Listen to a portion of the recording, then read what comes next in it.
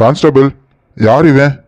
திருட்டு பையன் சார். இவனை மாதிரி பையன் இருக்கிறனால தான் பொம்பளைங்க வெளியே நடக்கிறதுக்கே ரொம்ப பயப்படுறாங்க. கரெக்டாக பிளான் பண்ணி ஸ்கெட்சு போட்டு செயின் ஸ்நாச் பண்ணுறாங்க சார். இந்த மாதிரி நம்ம ஸ்டேஷனில் தினமும் 10-15 கேஸ் வருது சார். சார் நான் இன்னைக்கு தொழிலுக்கு போகவே இல்லை சார். என்னை அடிக்காதீங்க சார். இது எவனோ எங்கள் சங்கத்திலேருந்து வேற ஆள் யாரோ பண்ணியிருக்காங்க சார். சார் அடிக்காதீங்க சார். அடா பாவீங்களா, இதுக்குன்னு தனியாக சங்கம்லாம் வச்சுருக்கீங்களாடா? ஆமாம் சார், எங்கள் தலை எல்லாருக்கும் ஒவ்வொரு ஏரியா பிரித்து கொடுத்துருக்காங்க. அதனால் ஒவ்வொரு ஏரியாவிலேருந்து இன்னொரு ஏரியாவுக்கு நாங்கள் போக மாட்டோம்.